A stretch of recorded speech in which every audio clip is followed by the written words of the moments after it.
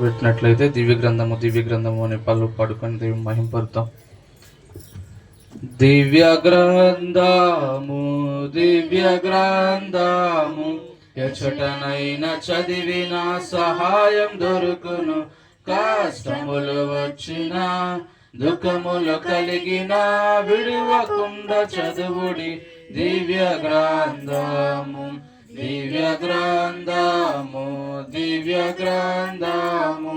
ఎచటనైన చదివిన సహాయం దొరుకును. కష్టములు వచ్చిన దుఃఖములు కలిగిన విడువకుండా చదువుడి దివ్య గ్రంథము. మనము వారం వెంబడి వారం చదువుతున్న రీతిగా ఈ సంవత్సరంలో ఈ యొక్క ఆఖరి ఆదివారము మన కొరకే ఏర్పరచబడిన కీర్తన 52వ అధ్యాయము. కరెక్ట్గా 52 వారాలు ఉంటే 52వ అధ్యాయంకి మనం వచ్చి ఉన్నాం. అయితే 52వ అధ్యాయంలో 9 వచనాలు ఉన్నాయి. 9 వచనాలు, ఒక వచనం నేను చదువుతాను, మరో వచనం మీరు చదవండి, అలాగా మార్చి మనము చదువుకుందాం. మొదటి వచనం నేను చదువుతున్నాను. సూర్యుడా, చేసిన కీడును బట్టి నీ వెందుకు అతిశయపడుచున్నావు? దేవుని కృప నిత్యముండును. మోసము చేయువాడా, వాడిగల మంగళ కత్తివలని నాలుక నాశనము చేయను ఉద్దేశించుచున్నది. మేలు కంటే కీడు చేయుటయు, నీతి పలుకుట కంటే అబద్ధము చెప్పుటయు నీకిష్టము. కపటమైన నాలుక గలవాడా, అధిక నాశకరమైన మాటలే నీకిష్టము. కావున దేవుడు సదాకాలము నిన్ను అణగగొట్టును, నిన్ను పట్టుకొని ఆయన నీ గుడారముల నుండి నిన్ను పెళ్లగించును, సజీవుల దేశం నుండి నిన్ను నిర్మూలం చేయును. నీతిమంతులు చూసి భయభక్తులు కలిగి ఇదిగో, దేవుని తనకు దుర్గముగా నుంచుకొనక తన ధన సమృద్ధి యందు నమ్మికయుంచి తన చేటును బలపరుచుకున్నవాడు వీడేనని చెప్పుకొనుచు వానిని చూచి నవ్వుదురు. నేనైతే దేవుని మందిరములో పచ్చని ఒలీవ చెట్టు వలె ఉన్నాను, నిత్యము దేవుని కృపయందు నమ్మికయించి ఉన్నాను. 9వ వచనం అందరం కలిపి చదువుదామండి. నీవు దాన్ని నెరవేర్చితివి గనుక నేను నిత్యము నిన్ను స్తుతించెదను. నీ నామమును నీ భక్తుల దృష్టికి ఉత్తమమైనది, నేను దాన్ని సరించి కనిపెట్టుచున్నాను. దేవుని వాక్యం నిమిత్తము చిన్న ప్రార్థన చేసుకొని మనం కీర్తన వాక్య భాగాన్ని ధ్యానించుకుందాం. పరిశుద్ధమైన తండ్రి, దేవా, మీకు వందనాలు, స్తోత్రాలు, స్తుతులు చెల్లించుకుంటున్నాను. మా ప్రభువా, నీవు మాకు దేవానైనా ఈ యొక్క ఆదివారం దినమున నీవు మాకు తోడుగా ఉన్నందుకే మీకు వందనాలు. ఇప్పుడు పాటలు పాడిన పాటలంతట్లో నేను మహిమ పొంది నమ్ముచున్నాము. దేవనైనా ఈ యొక్క కీర్తన వాక్య భాగాన్ని చదువుకున్నాం తండ్రి. దీన్ని ధ్యానిస్తుండగా దేవనా, దీన్ని వివరిస్తుండగా నీ యొక్క ఆలోచనను, నీ యొక్క జ్ఞానమును నాకు తెలియజేయండి తండ్రి. నీ యొక్క మాటను దేవా నా నోట నుండి వెడలింపజేయమని అడుగుతున్నాను మా ప్రభువా. ఈ యొక్క వాక్యము ద్వారా మేము నేర్చుకోవడానికి దేవా, ఈ వాక్యము ద్వారా మేము బలపరచబడడానికి, ఈ వాక్యము ద్వారా మేము దేవనైనా మా జీవితంలో అన్వయించుకొని దేవనైనా మేము చక్కని ఒలీవ మొక్కల వలె దేవనైనా ఉండులాగిన సహాయం చేయమని అడుగుతున్నాను మా ప్రభువా. నీవే మాకు తోడుగా ఉంటూ, నీవే మాకు బోధిస్తూ, నీ వెలుగు మాపై ప్రకాశించి, నీ కృపలో మమ్మల్ని భద్రపరిచి నడిపించుకోమని అడుగుతూ ఈ యొక్క చిన్న ప్రార్థన ప్రభు యేసు నామములో అడుగుతున్నాను మా పరలోకపు తండ్రి. ఆమేన్, ఆమేన్. ఈ యొక్క 52వ కీర్తన మనం హెడ్ నోట్లో చదివినట్లయితే ప్రధాన గాయకునికి అని రాస్తూ, ఏదోమ్యుడైన దోయాగు సౌలునొద్దకు వచ్చి దావీదు అహిమేలు ఇంటికి వచ్చి ఉన్నాడని అతనితో చెప్పినప్పుడు దావీదు రచించిన దైవగీతము, దైవ ధ్యానము. ఈ యొక్క కీర్తనలు మ్యాక్సిమం అంటే చాలా మట్టుకు కీర్తనలన్నీ కూడా మనము చూసినట్లయితే ఆపదలో కానీ, కష్టములో కానీ, లేదంటే తన కీడు నుండి తప్పించినప్పుడు కానీ, లేదంటే బాధలో ఉన్నప్పుడు ఎక్కువ ఈ కీర్తనలు మనం రచించినట్లుగా మనము చూస్తూ ఉంటాం. అలాగే మనము కూడా ఈ యొక్క కీర్తనలు ఎలాగనా తీసుకోవాలంటే, కీర్తన నుంచి మనము దేవుని కీర్తించాలి, స్తుతించాలి. అయితే ఈ కీర్తనలు మనము కూడా మన జీవితంలో ఏం చేయాలంటే, ప్రాముఖ్యంగా కష్టాలు వచ్చినప్పుడు మనము దూషించే కన్నా దానికి బదులుగా మనం కీర్తించడానికి మనము ఇష్టపడాలి. అలా ఇష్టపడినట్లయితే ఎందుకంటే ఈ బాధలోనే అనేకమైన మాటలు మనం పొరలేస్తుంటాం మన నోటి ద్వారా, లేదంటే ఆ యొక్క కోపంలో కానీ. ఈ బాధలోని దావీదైతే దేవుణ్ణి కీర్తిస్తున్నాడు. ఈ యొక్క కాంటెక్స్ట్ మనము చదువుకోవాలనుకుంటే, మనం ధ్యానించాలనుకుంటే ఈ యొక్క కాంటెక్స్ట్ మొదటి సమూయేలు 21వ అధ్యాయము 22వ అధ్యాయం, 2 అధ్యాయాల్లో కూడా మనము దీని యొక్క హిస్టరీ మనము చూడవచ్చు. ఒకసారి మనము మొదటి సమూయేలు 22వ అధ్యాయము 13వ వచనం తీసినట్లయితే అక్కడ మనము ఈ యొక్క దావీదు, అలాగే అహిమేలకు, ఏదోగు, ఈ యొక్క నలుగురు సౌలు మనుషులను మనము చూడవచ్చు. తీసిన వారు చదవండి. సౌలు నీవు యెష్షయి కుమారునికి ఆహారమును ఖడ్గమును ఇచ్చి అతని పక్షమున దేవుని యొద్ద విచారణ చేసి అతడు నా మీదకి లేచి నేడు జరుగుచున్నట్టు పొంచియుండుటకై అతడును నీవును జతకూడితిరేమని అడుగగా, అహీమెలకు రాజునకు అల్లుడై నమ్మకస్తుడై ఆలోచనకర్తయ్యై నీ నగర్లో ఘనత వహించిన దావీదు వంటి వాడు నీ సేవకులందరిలో ఎవడున్నాడు? సరిపోతుంది. అయితే ఈ యొక్క మన కాంటెక్స్ట్ మనం చూసినట్లయితే సౌలు తను ఎవరిని తరుముతూ ఉన్నాడంటే దావీదును చంపాలని ఆయన ఉద్దేశం కలిగి ఉన్నాడు. ఎందుకు దావీదును చంపాలని ఆయన ఉద్దేశం కలిగి ఉన్నాడంటే మనందరికీ తెలిసినట్లుగా దావీదు 10,000 కొలది, సౌలు 1,000 కొలది. సౌలు 1,000 కొలది, దావీదు 10,000 కొలది. ఆయన యుద్ధంలో ఆ యొక్క జనంలో ఆ యుద్ధం చేస్తున్నప్పుడు దావీదు ఎక్కువ మందిని ఆ యుద్ధంలో చంపినట్లుగా మనం చూస్తాం. అక్కడ ప్రజలందరూ కూడా వారిని కొనియాడుతున్నట్టు మనం చూస్తూ ఉంటాం. ఆ యొక్క యుద్ధాన్ని బట్టి సౌలు అంటే అసూయ పడతాడు. ఎందుకంటే అసూయ ఎందుకు పడతాడంటే దావీదుని ఎక్కువగా ఇచ్చిస్తున్నట్టు, దావీదుని ఎక్కువ కీర్తిస్తున్నట్టు మనము చూస్తున్నాం కాబట్టి. సౌలు అప్పుడు అసూయపడి ఆయన ఏం చేస్తాడు, అయితే ఆయన దురాలోచన కలిగి ఉంటాడు. ఈ ఆలోచన ఏంటి దురాలోచన అంటే దావీదును చంపాలని చూస్తూ ఉంటాడు. అయితే ఇక్కడ మనం చూసినట్లుగా ఇక్కడ మనం ఎడ్నోట్లో చదువుకున్నాం కదా, దోయాగు సౌలు నొద్దకు వచ్చి అని.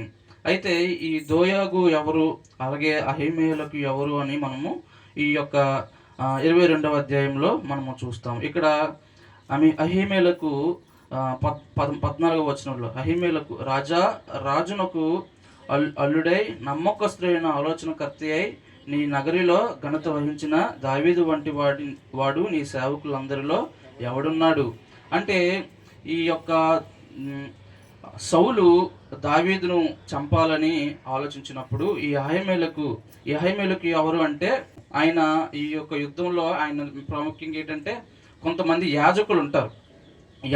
యాజకులు ఉన్నప్పుడు యాజకులందరినీ చంపేయాలని సౌలు ఆ యొక్క పన్నాగం పడుతాడు. అయితే అక్కడ కొంతమందిని హతము చేసేస్తారు ఆ యొక్క ప్రజలందరిలో, యాజకులందరిలో. అయితే మనం 20 వచనంలో చూస్తాం, అక్కడ ఒక వ్యక్తి తప్పించుకొని వస్తున్నట్టుగా మనం చూస్తూ ఉంటాం. 20 వచనంలో చదవండి ఒకసారి. అయితే అహీటూబు కుమారుడైన అహిమేలకు కుమారులలో అబ్యాతారు అను అతను ఒకడు తప్పించుకొని పారిపోయి దావీదు నొద్దకు వచ్చి అహిమేలకు ఎవరు అంటే, ఇక్కడ అహిమేలకు కుమారులు అబ్యాతారు అంటే యాజకులందరినీ చంపేయాలని సౌలు నిర్ణయించుకున్నప్పుడు చాలా మంది యాజకులందరినీ ఆయన హతము చేసేస్తాడు, చంపేస్తాడు. అయితే ఈ యొక్క గుంపుల నుండి అహిమేలకు కుమారుల్లో అబ్యాతారు అనే వ్యక్తి అతను తప్పించుకొని పారిపోయి దావీదుకు వద్దకు వస్తాడు. ఇక్కడ మనం చూసాం కదా, అహిమేలు ఇంటికి ఎవరంటే ఆ అబ్యాతారు అన్న అతను అహిమేల కుమారుడు అనమాట. అతను దావీదు దగ్గరకు వచ్చి ఇలాగా ఆయన మొత్తం జరిగిందంతా వివరిస్తాడు. దావీదుకి ఇలాగా చంపాలని చూస్తున్నాడు అని చెప్పి ఆయన వివరించినప్పుడు దావీదు తెలుసుకుంటాడు. అయితే ఈ యొక్క కాంటెక్స్ట్ దేనికి ఎక్కువగా ఇది సూచిస్తుంది అంటే, దురాలోచనలు కలిగి ఉండటం, లేదంటే అసూయ కలిగి ఉండటం. ఆ యొక్క ఆలోచనలు కలిగి ఉన్నప్పుడు ఎలాగా మనము ప్రవర్తిస్తాము, లేదంటే ఎలాగన మనము ముందుకి కొనసాగుతామన్నట్టు మనం చూడవచ్చు. ఈ యొక్క చదువుకున్న కీర్తన అధ్యాయం అంతట్లో కూడా మొదటి వచనం నుండి 4 వచనాల వరకు కూడా ఎలాగున వివరించబడి ఉందంటే, మోసగాడు లేదంటే దుష్టుడి గురించి ఆయన రచిస్తున్నట్టుగా మనం చూస్తూ ఉంటాం. అంటే ఆయన యొక్క గుణగణాలు, దుష్టుడి యొక్క గుణగణాలు ఎలాగనుంటాయి, అతని యొక్క ఆలోచనలు, అతని యొక్క ప్రవర్తన ఎలాగ ఉంటుందని మొదటి వచనం నుంచి 4వ వచనం వరకు కూడా మనము చూడవచ్చు. అలాగే 5 నుండి 7వ వచనం వరకు మనం ఎలాగ చూడవచ్చు అంటే దేవుని యొక్క జడ్జ్మెంట్, అంటే దేవుని యొక్క జడ్జ్మెంట్గా మనం చూడవచ్చు. ఎందుకంటే దేవుని ఎలాగన మనను జడ్జ్ చేస్తాడన్నట్టుగా మనము చూడవచ్చు. అలాగే 8, 9వ వచనము ఎవరి గురించి రచించిందంటే రైచియస్నెస్ పీపుల్, అంటే యథార్థమైన గుంపు, లేదంటే యథార్థతకు కలిగి జీవించిన యొక్క గుణగణాలు సూచిస్తున్నట్లుగా రచించినట్టుగా దావీదు మనము చూడవచ్చు. అయితే ప్రాముఖ్యంగా మనము ఈ యొక్క మొదటి 3 వచనాలు మనము చదువుకొని ధ్యానిద్దాము. మొదటి వచనంలో, సూర్యుడా చేసిన కీడును బట్టి నీవెందుకు అతిశయపడుతున్నావు, దేవుని కృప నిత్యముండును. దావీదుకి ఎప్పుడైతే ఈ యొక్క సౌలు తరిమి ఆయన చంపాలన్న ఆలోచన కలుగుతున్నాడు అన్న విషయము, ఆ తర్వాత యాజకులందరినీ చంపి తర్వాత అక్కడ యాజకుల గుంపుల నుండి ఒక అతను అబ్యాతారు అనే అతను తప్పించుకొని దావీదు వద్దకు వచ్చి ఈ యొక్క విషయాన్ని తెలియజేసినప్పుడు ఆయన చెప్తున్నాడు, అంటే సూర్యుడా, ఆయన సౌలు బలవంతుడే, సౌలు రాజ్యం కలిగిన వాడే, సౌలుకి బలగం కూడా, అంటే ఆయనకి పవర్ ఉంది. కానీ ఆ పవర్ని సౌలు ఏం చేస్తున్నాడంటే దుర్వినియోగం చేస్తున్నట్టుగా మనం చూస్తున్నాం. అయితే దావీదు అంటాడు, దేవుడి కృప నిత్యముండును, దేవుడు కృప నిత్యముండును. ఆయన ఇలాంటి పరిస్థితుల్లో ఉంటున్నప్పుడు ఆయన దేవుని కృపను ఆయన జ్ఞాపకం చేసుకుంటున్నాడు. అయితే మోసము చేయువాడా, వాడిగల మంగళ కత్తి వలె నీ నాలుక నాశనము చేయును ఉద్దేశించుచున్నది. ఈ మొదటి 4 వచనాల్లో చెప్పాను కదా, ఆ యొక్క దుష్టుడు లేదంటే దుర్యాలోచనలు కలిగిన వ్యక్తి, వికెట్ పీపుల్ అంటారు, అటువంటి ఆ యొక్క ప్రజలు లేదంటే అటువంటి గుణగణాలు కలిగి ఉన్న వ్యక్తికి ఎటువంటి ఆలోచనలు ఉంటాయంటే ఎప్పుడూ కూడా నాశనము చేయాలి, ఇతరులను నాశనం చేయాలనే ఉద్దేశాలు కలిగి ఉంటారు. వాళ్ళు మేలు కంటే ఎక్కువగా కీడు చేయాలని ఆలోచిస్తూ ఉంటారు. అలాగే అబద్ధము చెప్పుటయు వాళ్ళకి ఇష్టము. ఈ యొక్క గుణగణాలన్నీ కూడా ఆ యొక్క మనిషి లేదంటే ఆ యొక్క దుష్ట ఆలోచనలు కలిగి ఉన్న మనిషి ఇవన్నీ కూడా మనము చూడవచ్చు. ఎందుకంటే వాళ్ళ నాలుక చాలా భయంకరమైన నాలుక. వాళ్ళు ఎప్పుడూ కూడా అబద్ధాలు ఆడుతూ ఉంటారు, లేదంటే కయ్యానికి కాలు దువ్వునట్లుగా మనము చూస్తూ ఉంటాము, లేదంటే మ్యానిపులేషన్ అంటారు దాన్ని, ఏంటంటే ఉన్నది లేనట్టు లేనిది ఉన్నట్టుగా ఇటు అటు మాట్లాడే నాలుక, అలాగా చేస్తూ ఉంటారు. ఇంకా చెప్పాలంటే వీళ్ళందరూ కూడా అపవాది లేదంటే దుష్టుడి యొక్క ఆలోచనలో కలిగి వాళ్ళు జీవిస్తున్నట్లుగా మనము చూడవచ్చు. వాళ్ళు ఎలాగ ఉండగలుగుతారంటే మేలు చేయకుండా కీడు చేయాలని, ఎప్పుడు కీడు తలించాలనే ఆలోచన కలిగి ఉంటారు. దానికోసం కీడు చేయడానికి ఒకరు నశింపజేయడానికి వాళ్ళు ఎన్నో ఆలోచనలైనా కలుగుతారు. దానికోసం వాళ్ళు ఎన్ని అబద్ధాలైనా ఆడుతారు. దానికోసం వాళ్ళు ఎన్ని స్లెడ్జింగ్ అంటే ఎన్ని దూషణ మాటలైనా సరే వాళ్ళ గురించి వాళ్ళు అలా మాట్లాడుతూ ఉంటారు అన్నట్టుగా మనము చూస్తూ ఉన్నాము ఈ యొక్క మొదటి 4 వచనాల్లో కూడా. తర్వాత 5వ వచనము, కావున దేవుడు సదాకాలము నిన్ను అనగగొట్టును, నీవు పట్టుకొని ఆయన నీ గుడారముల నుండి నిన్ను పెళ్లగించును, సజీవుల దేశముల నుండి నిన్ను నిర్మూలము చేయును. తర్వాత నీతిమంతులు చూచి భయభక్తులు కలిగి, ఇదిగో దేవుని తనకు దుర్గముగా నుంచుకొనక తన ధన సమృద్ధి యందు నమ్మకి ఉంచి తన చేటును బలపరుచుకున్నవాడు వీడేనని చెప్పుకొనుచు వారిని చూచి నవ్వుదురు. ఇందాక మనం చెప్పుకున్నట్టు ఈ యొక్క 5 అలాగే 6 వచనాలు కూడా దేనిని సూచిస్తూ ఉంటాయంటే దేవుని యొక్క దేవుని జడ్జ్మెంట్ ఎలాగ ఉంటుందంటే ఈ 5వ వచనంలో కీర్తనకారుడు వివరించాడు. ఆయన కీర్తనకారుడు మొదటి వచనంలో దేవుని కృప నిత్యముండును అన్నాడు. ఇక్కడ దేవుడు సదాకాలము నిన్ను అనగొట్టును అని అంటున్నాడు. అంటే ఎందుకు అంటే ఇక్కడ మనము 2-3 వచనాలు చదువుకున్నాం కదా, ఎటువంటి వారిని అనగొడతాడంటే కీడు చేసే ఉద్దేశించే వారిని, అబద్ధములు చెప్పేవారిని, మోసం చేసేవారిని లేదా నాశనం చేసేవారిని, అటువంటి వారిని దేవుడు అణగగొడతాడన్నట్టుగా ఇక్కడ కీర్తనకారుడు రచిస్తున్నాడు. అలాగే ఆయన పెళ్ళగిస్తాడు, ఆయన గుడారం నుండి పెళ్ళగిస్తాడన్నట్లుగా మనము చూస్తూ ఉన్నాం. ఆయనకి నిర్మూలన చేస్తాడన్నట్లుగా చూస్తున్నాం. వాళ్ళు ఎవరు అంటే దుష్టుడి యొక్క సంబంధిత మనుషులను దేవుడు నిర్మూలన చేస్తాడన్నట్లుగా మనము చూస్తున్నాం 5వ వచనంలో. 6వ వచనంలో నీతిమంతుల గురించి ఆ కీర్తనకారుడు రచించాడు. నీతిమంతులు భయభక్తులు కలిగి ఉంటారన్నట్టుగా ఆయన సెలవిస్తూ ఉన్నాడు.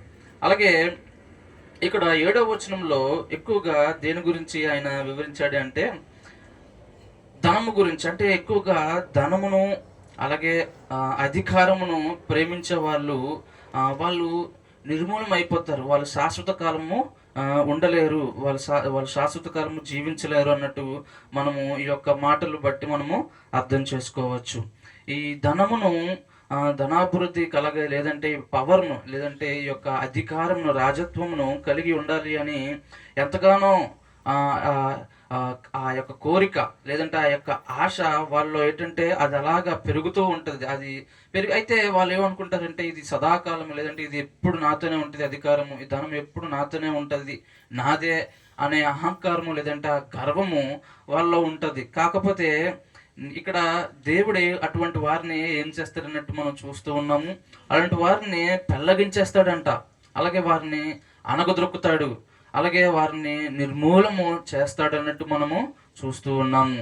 మనము ధనవంతులని లేదా గొప్ప ధనికులని లేదంటే గొప్ప అధికారము కలిగి ఉన్న వారిని వాళ్ళ గుణాలు లేదంటే పేదవాళ్ళు లేదంటే భక్తి కలిగి నీతిగా జీవించిన వాళ్ళ గుణగానాలు రెండు కంపేర్ చేసుకుంటే చాలా వ్యత్యాసం ఉంటుంది. అంటే అందరూ ధనవంతులు అలా ఉంటారని కానీ కొంతమంది ఆ అతిశయం వచ్చేస్తుంది అనమాట. ధనం వచ్చినప్పుడు లేదంటే అధికారం వచ్చినప్పుడు శాశ్వత కాలము నా దగ్గర ఉండాలి, ధనము ఈ అధికారం నా దగ్గర ఉండాలని దానికోసం ఎన్ని క్యూర్త పనులైనా చేస్తారు, దానికోసం ఎన్ని మోసాలైనా చేస్తారు, దానికోసం ఎన్ని అబద్ధాలైనా ఆడుతారు. అలాంటి వారు దేవుడికి అయిష్టమైన వంటి ప్రజలుగా మనం చూస్తూ ఉన్నాము. అలాంటి వారు నిర్మూలమైపోతారన్నట్టుగా మనము చూస్తూ ఉన్నాము. అది ఎంతో కాలము ఉండదు. అయితే మనము ప్రాముఖ్యంగా దేవుని వాక్యాన్ని, దేవుని యొక్క మనస్సును, నీతి కలిగిన దేవుని నీతిగల దేవుడిని మనము నమ్మాలి, విశ్వసించాలి, ఆయన యందు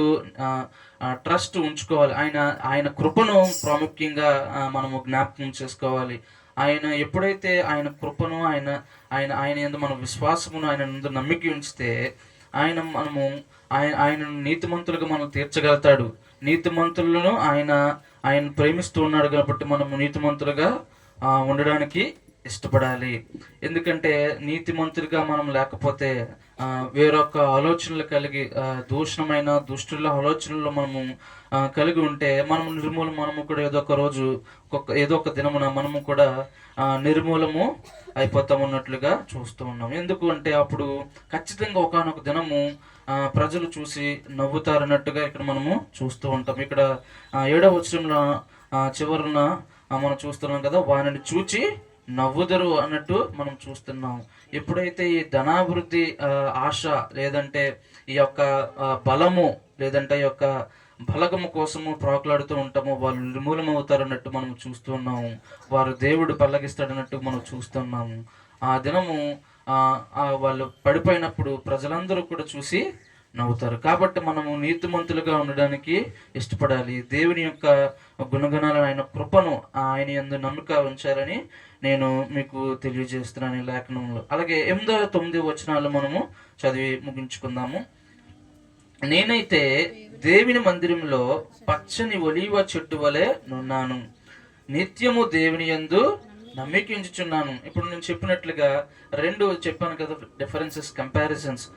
ఆ యొక్క రెండిట్లకి ఏది ఎలాగా ఉండాలి అంటే మొదటి 4 వచనాల్లో మనం ఉండకూడదు, లేదంటే 8-9 వచనాలుగా మనము ఉండాలి. ప్రాముఖ్యంగా మనం ఆశపడాలి, ఎలాగైతే కీర్తనకారుడు తన దేవుని యందు కృపను జ్ఞాపకం చేసుకుని, దేవుని కృపను జ్ఞాపకం చేసుకుని తన యందు నమ్మకి ఉంచి, ఆ దేవుని యందు నమ్మకి ఉంచి, ప్రాముఖ్యంగా దేవుని మందిరంలో పచ్చని ఒలీవ చెట్టు వలె నున్నాను అని ఆయన చెబుతూ ఉన్నాడు. అలాగే మనము కూడా మన జీవితంలో ఈ యొక్క మాటను ప్రాముఖ్యంగా మనం అన్వయించుకోవాలి. అంటే మనం అంత నీతిమంతులు కాదు, లేదంటే మనం అంత భక్తిపరులను కాదు, లేదంటే మనం ఆయన అంత విశ్వాసం కలిగి ఉండకపోవచ్చు. కాకపోతే ఈ యొక్క వచనాన్ని మనము ఎక్కువగా మనం నెమరు వేసుకుంటూ, నేనైతే దేవుని మందిరంలో పచ్చని ఒలీవ చెట్టు వలె నున్నాను. మనం ఎక్కువగా మన నోటి ద్వారా పాజిటివ్నెస్, అంటే పాజిటివ్ కలిగిన మాటలను మనము మన నోటి నుంచి మాట్లాడుతూ ఉండాలి. దూషణ కలిగిన మాటలు కాకుండా మంచి మాటలు, నీతిమంతులు వంటి వచనాలు మనం నోటి ద్వారా పలకాలి. అప్పుడు ఖచ్చితంగా మనం అలా ఆశపడితే దేవుని మందిరంలో మనము ఉండగలుగుతాం, దేవుని సన్నిధిని మనం కలిగి ఉండగలుగుతాము. ఎలాగైతే కీర్తనకారుడు పచ్చని ఒలీవ చెట్టు వలె ఉన్నాడని, అలాగే నిత్యము దేవుని కృపయందు నమ్మకించుతున్నాడు అని సెలవిస్తున్నాడు. మనము కూడా దేవుని కృపను మనము ఆయనను కృపను మనము నెమరువేస్తూ ఉండాలి. దేవుడు మన జీవితంలో ఎన్ని మేలు చేశాడు అన్న దాని విషయంలో మనము జ్ఞాపకం చేసుకోవాలి. ఆయన కృపను మనం జ్ఞాపకం చేసుకుంటూ ఆయనను ఎక్కువగా స్తుతించాలని నేను మీకు ఈ లేఖనం ద్వారా తెలియజేస్తున్నాను. అలాగే దేవుని ఈ యొక్క 9వ వచనంలో ఉంటది కదా, దేవుని ఎక్కువగా స్తుతించాలి, నిత్యము స్తుతించాలి, ఆయన నామాన్ని మనము గణపరచాలి. ఆయన నామాన్ని కింద వచ్చిన 9వ వచనంలో ఉంది కదా, నీ నామము నీ భక్తుల దృష్టికి ఉత్తమమైనది, నేను దానిని స్మరించి కనిపెట్టుచున్నాను.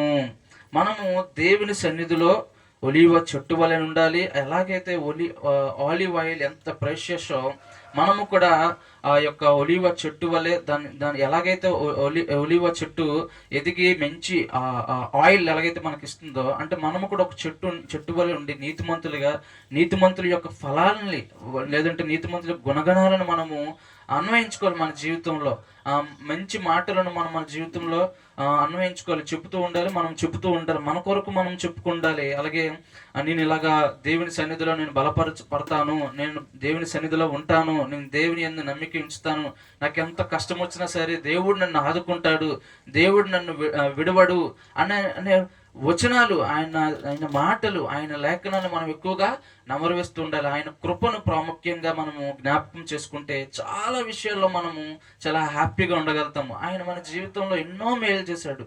ఈ యొక్క కష్టాల్లో ఉన్నప్పుడు ప్రాముఖ్యంగా ఆయన కృపను మనం జ్ఞాపకం చేసుకోవాలి, ఆయన్ని మనం ఎక్కువగా కీర్తించాలి అన్నట్టుగా ఈ లేఖనంలో మనము చూస్తూ ఉన్నాం. నిత్యము ఆయన కీర్తించాలి. ప్రాముఖ్యంగా మనము కీడు లేదంటే ఓకే ఆపద మనకు సంభవించినప్పుడు దూషణకి మనం బదులుగా వెళ్లకుండా దేవుని సన్నిధిలో ఉంటూ ఆయన ప్రార్థిస్తూ, ఆయన కీర్తిస్తూ, ఆయన స్తుతిస్తే, మనము దాన్ని ఉత్తమముగా ట్రీట్ చేస్తే, ఇదే ప్రెషియస్ అన్నట్టుగా మనం తీర్చేస్తే నీతిమంతుల యొక్క కేటగిరీలో మనం ఉండగలుగుతాం. ఎందుకంటే దేవుడు నీతిమంతులను ఆయన ప్రేమిస్తున్నాడు కాబట్టి. అలాగని నీతిమంతులు దేవుని లెక్కలో ఉంది, నీతిమంతులు లేరు, ఒక్కరును కూడా లేరు. కానీ నీతిమంతుల యొక్క ఫలాలను మనం పొందుకోవాలి. నీతిమంతుల యొక్క ఫలాలను, లేదంటే నీతిమంతుల యొక్క గుణగణాలను మనము మన జీవితంలో అన్వయించుకోవాలి. మనము ఎలాగైతే ఆశపడతామో దేవుని సన్నిధిలో మనము నిలవగలుగుతాము. అలాగే దేవుని సన్నిధిలో మనము ఆయన యందు నమ్మిక ఉంచగలుగుతాము, ఆయన యందు విశ్వాసం ఉంచగలుగుతాము. అలాగే మన జీవితంలో ముందుకి కొనసాగలుగుతాము. 8వ వచనము కంఠస్థ వాక్యముగా చెప్పుకుని ముగించుకుందాము. 8వ వచనము కంఠస్థ వాక్యము, నేనైతే దేవుని మందిరములో పచ్చని ఒలీవ చెట్టు వలె నున్నాను, పచ్చని ఒలీవ చెట్టు వలె నున్నాను, నిత్యము దేవుని కృపయందు నమ్మిక ఉంచి ఉన్నాను, నిత్యము దేవుని కృపయందు నమ్మిక ఉంచి ఉన్నాను. ఈ యొక్క కొద్ది మాటలు దేవుడు మన సన్నిధిలో దీవించబడలాగును. దేవుడు తన వాక్యం ద్వారా మనతో మాట్లాడుతూ ఉన్నాడు. ఎంతమంది నమ్ముతున్నారు? దేవుని స్తోత్రం చెప్పండి. హల్లెలూయా. దావీదు లేక సౌలు ఇద్దరు జీవితాలు కూడా మనం క్షుణ్ణంగా ఎరుగుదాం. వారి జీవితాలు మన ముందు ఆ దేవుడు ఉంచాడు. ఇక్కడ మనం చూస్తే దావీదు ఈ మాట చెప్పినప్పుడు ఏ మాట? నేను పచ్చని ఒలీవ చెట్టు వలెనున్నాను. ఆ మాట చెప్పినప్పుడు లేక నిత్యము దేవుని కృపయందు నమ్మిక ఉంచుచున్నాను, నేనైతే దేవుని మందిరములో పచ్చగా ఉన్నాను. ఆ మాట చెప్పినప్పుడు దావీదు యొక్క పరిస్థితి ఏంటి అమ్మా? దావీదు యొక్క పరిస్థితి ఏంటి? ఏ పరిస్థితిలో ఆ మాట అంటున్నాడు? అతను సౌలు తరుముతూ ఉంటే పారిపోతూ దాక్కుంటూ ప్రాణభయంతో ఉంటున్నప్పుడు ఆ మాట అంటున్నాడు. అర్థమవుతుందా? దావీదు యొక్క ఆ పరిస్థితి ఏ పరిస్థితులు అంటున్నాడంటే చాలా ప్రాణభయంతో సౌలును చంపేస్తాడేమో అని దాక్కుంటూ పారిపోతూ ఉన్నాడు. అలాంటి పరిస్థితులు ఈ మాట అంటున్నాడు. మనం అనగలం అలాగా? మనం బాగా సమృద్ధిగా ఉంటేనే ఆ మాట అనలేము. కానీ దావీదు కష్ట సమయాల్లో కూడా ఆ మాట అంటున్నాడు. ఎందుకు అంటున్నాడు ఆ మాట అనగలుగుతున్నాడు అంటే అతని హృదయంలో యథార్థంగా ఉన్నాడు. ఒకవేళ సౌలు తరమొచ్చు, ప్రాణాపాయం అతనికి ఉండొచ్చు, కానీ తను ఏ తప్పు చేయకుండా దేవుని ఎదుట యథార్థంగా జీవిస్తున్నాడు కాబట్టి ఆ మాట చెప్పగలిగాడు. మొదటి వచనంలో సూర్యుడా అంటున్నాడు. ఎవరిని అంటున్నాడు సూర్యుడా అని? సౌలు అంటున్నాడు. సౌలు అతనికి శత్రువు. సౌలు అతనికి శత్రువు, చంపడానికి ప్రయత్నం చేస్తున్నాడు. కానీ సౌలు ఏమంటున్నాడు? సూర్యుడా అంటున్నాడు. నువ్వు సూర్యుడువు, నువ్వు యుద్ధ యూరుడువు, రాజువు నువ్వు. అలాంటి రాజువై ఉండి నువ్వు చేసిన కీడును బట్టి ఎందుకు అతిశయపడుతున్నావు? ఎందుకు సంతోషిస్తున్నావు? కీడు చేసి సంతోషిస్తున్నావు ఏంటి? మేలు చేసి సంతోషించవచ్చు, ఉపకారం చేసి సంతోషించవచ్చు, కానీ నువ్వు కీడు చేసి సంతోషిస్తున్నావు ఏంటి? నువ్వు చేసేది కీడు, నీకు తెలుస్తుంది అది. నువ్వు నన్ను చంపడానికి ప్రయత్నం చేస్తున్నావు అంటే నువ్వు కీడు చేస్తున్నావు. మీ అమ్మాయిని నేను పెళ్లి చేసుకున్నాను, నేను నీ కల్లుడును, కానీ నన్ను చంపడానికి ప్రయత్నం చేస్తున్నావు. నా బంధుత్వం పక్కన పెట్టండి, నీ సైన్యంలో ప్రధాన అధిపతిగా పనిచేస్తున్నాను, నీ పక్షంగా యుద్ధం చేసి నీ జయాలు ఎక్కువ జయం తీసుకొస్తున్నాను. యుద్ధం చేసి నేను జయం పొంది నీకు మేలు చేస్తున్నాను. నీకు మేలు చేసేవాడికి నువ్వు కీడు చేస్తున్నావు. నువ్వేం చేస్తున్నావు నీకు అర్థమవుతుందా అని చెప్తున్నాడు. అంటే శత్రువుని తిట్టలేదు, కానీ ఆయన సూర్యుడాన్ని సంబోధిస్తూ ఈ మాటలు చెప్తున్నాడు. ఇక 2వ వచనం నుంచి 5వ వచనం వరకు చాలా అద్భుతమైన మాటలు చెప్తున్నాడు. ఏం మాటలు చెప్తున్నాడు? మోసము చేయవాడా, వాడిగల మంగళ కత్తి వలె నీ నాలుక నాశనము చేయను ఉద్దేశించుతున్నది. మేలు కంటే కీడు చేయుటయు, నీతి పలుకుట కంటే అబద్ధము చెప్పుటయు నీకు ఇష్టము. కపటమైన నాలుక గలవాడా, అధిక నాశనకరములైన మాటలే నీకు ఇష్టము. కావున దేవుడు సదాకాలం నిన్ను అనగగొట్టును, నిన్ను పట్టుకొని ఆయన నీ గుడారములో నుండి నిన్ను పెళ్లగించును, సజీవుల దేశంలో నుండి నిన్ను నిర్మూలన చేయును అంటున్నాడు. ఎవరిని అంటున్నాడు ఈ మాటలో? సౌలు గురించి కా, దోయేగు గురించి మాట్లాడుతున్నాడు. ఇక్కడ ఎవరు? దోయేగు. దోయేగు ఎవరు? సౌలు యొక్క పశువుల కాపరిలో పెద్దవాడు. అంటే చాలా మంది పశువుల కాపరులు ఉంటాడు, ఒక లీడర్, మంచి పశువుల కాపరి, నమ్మకంగా సౌలు దగ్గర పనిచేస్తున్నాడు. వాడు ఏం చేశాడు? దావీదును చూశాడు. దావీదు పారిపోతూ అబీమెలెకు దగ్గరికి వెళ్ళాడు. ఆయన యాజకుడు. అయ్యా, నేను ఇలా పారిపోయి వచ్చాను, దగ్గర కత్తి ఏం లేదు, నాకు ఖడ్గం ఇస్తావా అని అంటే ఆయన ఏమన్నాడు? నువ్వు గతంలో ఒకసారి గొలియాతును జయించావు కదా ఫిలిస్తీన్ని, ఆ ఖడ్గం ఉంది, పట్టుకెళ్తే నీకు ఇష్టం అయితే పట్టుకెళ్ళొచ్చు. ఆ ఖడ్గం తప్ప నా దగ్గర ఏ ఖడ్గము లేదు అని మొదటి సమూయేలు గ్రంథంలో 21వ అధ్యాయం 7వ వచనం నుంచి చదివితే ఆ మాటలు మనం చూస్తాం. అలాగా 21, 22 అధ్యాయంలో ఆ మాటలు మనం చూస్తాం. అయితే దావీదు ఇష్టపడ్డాడు. ఇంక వేరే ఖడ్గం లేదు కాబట్టి ఆ ఖడ్గాన్ని ఎవరిది ఆ ఖడ్గము? గొలియాతు ఖడ్గాన్ని తీసుకుని అది కత్తి చుట్టూ ఉందో తీసుకున్నాడు. అయితే ఆకలితో ఉన్నాడు కాబట్టి ఆహారం అడిగితే ఆహారం కూడా పెట్టాడు, సహాయం చేశాడు యాజకుడు. ఈ మాట దోయేగు చూశాడు. చూసి సౌలుకి చెప్పాడు. సౌలుకి చెప్తే అప్పుడు సౌలు మండిపోతున్నాడు. నా శత్రువుకు నువ్వు సహాయం చేస్తావా అని యాజకులందరినీ చంపించేయాలని నిర్ణయించుకున్నాడు. ఎంత భయంకరమైంది! యాజకులు దేవుని సేవ చేసేవారు మందిరంలో. దేవుని సేవ చేసేవారు యాజకులను చూడకుండా, దేవుని బిడ్డలను చూడకుండా అన్యాయంగా వారిని సంహరించాలని ప్రయత్నం చేస్తున్నాడు. అయితే ఇక్కడ ఈ నువ్వు మోసకరమైన మాట్లాడుతున్నావు, నేనేదో సౌలుకి నష్టం చేసినట్టుగా నువ్వు మాట్లాడుతున్నావు, ఈ కత్తి నేను సౌలు చంపడానికే పట్టుకెళ్తున్నట్టుగా నువ్వు సౌలుతో చెప్పావు, కానీ నీ కత్తి సౌలును చంపడానికి తీసుకోలేదు. నేను సౌలుకి అన్యాయం చేయడానికి నేను ప్రయత్నం చేయలేదు, కానీ నువ్వు అబద్ధాలు చెప్తున్నావు. మోసం చేయడమే నీకు ఇష్టం, అబద్ధాలు చెప్పడమే నీకు ఇష్టం, కాబట్టి దానికి పనిష్మెంట్ నీకు ఉంటుంది అని చెప్పేసి దోయేగును ఉద్దేశించి దావీదు మాట్లాడుతూ ఉన్నాడు. ప్రియ దేవుని బిడ్డలారా, మనం ఆలోచించాలి. కొన్నిసార్లు మన పరిస్థితి కూడా అంతే. మనము ఇతరుల గురించి మరొకరికి వాళ్ళ గురించి ఇతరులకి చెడ్డగా చెప్పడం ద్వారా, లేక లేనిపోయిన మాటలు చెప్పడం ద్వారా అది మనకి నష్టం, మనకే నష్టం. నువ్వు ఏదైనా చేతనైతే పాజిటివ్గా మేలు గురించి, మంచి గురించి చెప్పు. ఒకవేళ మంచిగా చెప్పడానికి లేకపోతే ఊరుకోవాలి. అందుకే చెడ్డగా ఏ ఒక్క వ్యక్తి గురించి మనం చెప్పకూడదు. చెడ్డోడే కావచ్చు, కానీ మనం చెడ్డోడిగా మనం ప్రచురించకూడదు. సౌలు చెడ్డోడైనా సరే, కానీ ఆయన సూర్యుడాన్ని సంబోధిస్తున్నాడు. ప్రియ దేవుని బిడ్డలారా, ఎప్పుడు మన శత్రువు మీద నిప్పులు కుప్పగా వేయబడతాయని చెప్పాడు దేవుడు. అంటే పగ తీర్చుకున్నట్టు నా పని అన్నాడు దేవుడు. పగ తీర్చుకున్నట నా పని, నేను తీర్పు తీరుస్తాను. మీరు కీడుకు మేలు చేయండి, శత్రువుల కొరకు ప్రార్థన చేయండి అని ప్రభువు చెప్పాడు. అలా మనం ప్రార్థన చేయాలి. రాత్రి మేము కుటుంబ ప్రార్థనలో డివోషన్లో 27వ సామెతలు అధ్యాయం చదువుకుంటే అందులో ఒక వచనం అర్థం అవ్వలేదు. మా డాని అడిగాడు ఆ వచనాన్ని, ఏంటిది ఎలాగని. ఆ వచనం ఏంటో గుర్తుందా? రాత్రి అడిగిన కూర్చున్నాం. సామెతల గ్రంథము 27వ అధ్యాయము తీసి ఆ వచనం చదువు ఒకసారి. 14వ వచనం చదవండి. వేకునే లేచి గొప్ప శబ్దంతో తన స్నేహితుని దీవించువాడు దీవెన వానికి శాపముగా ఎంచబడెను అనే మాట చదువుకున్నాం. ఏంటి ఇలాగుంది?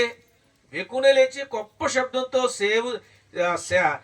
స్నేహితుని దీవించు ప్రభువా అని ప్రార్థన చేస్తే ఆ ప్రార్థన అతనికి ఎలాగెళ్ళిందంట? శాపంగా వెళ్ళిందంటే. శాపంగా వెళ్ళడం ఏంటి? అర్థం కాలేదు కదా. మీకేమైనా అర్థమైందా? అంటే ఒకవేళ స్నేహితుడు మనకి కీడే చేయొచ్చు, హానే చేయొచ్చు. మనకు తెలిస్తే ఏం చేస్తాం? బాధపడతాం. బాధపడినా సరే, కానీ మనం వాడిని ఏం చేయాలి? ప్రభువా నువ్వు వాడిని దీవించు ప్రభువా, వాడిని రక్షించు ప్రభువా అనే ప్రార్థన చేయాలి, కానీ శపించు ప్రభువా అని ప్రార్థన చేయడానికి లేదు. కానీ మనం దీవించు ప్రభువా అని హృదయపూర్వకంగా ప్రార్థన చేస్తే అది దీవెన వెళ్దు. ఏం వెళ్తుంది? శాపం వెళ్తుంది.